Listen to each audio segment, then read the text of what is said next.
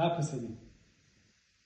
Dobro, ti? Eto, hvala Bog, dobro je. Ti se prijavila za UG Smile što se tiče zubi i evo Merima nešto da ti kaže.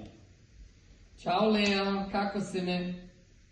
Ima, dobro sam vi? Isto smo dobro, evo zajedno smo sa Hajbabom i htjeli bi da ti kažemo da smo se odlučili za tebe,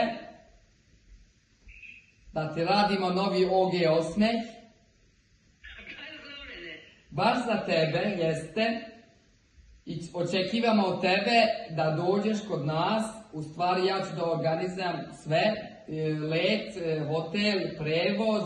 Nedelju dana ćeš da budeš kod nas u klinici zajedno sa Hajbabom i sa mnom. Da ti sredimo novi osmih. Super, znači, ne mogu da vjerujem.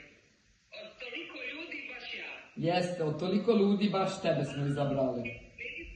Hvala Hajbabi, što ću ponovo imati samopouzdanje, osmijeh. Nakon svega toga ne mogu da vjerujem da ste mene izabrali, mislim da imam sreće bar u nečem. Hvala vam puno.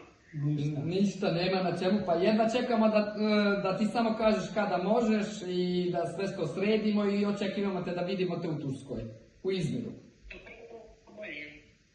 Ništa, Lea. Hvala, pa se vidimo opet. Lea, hajde onda.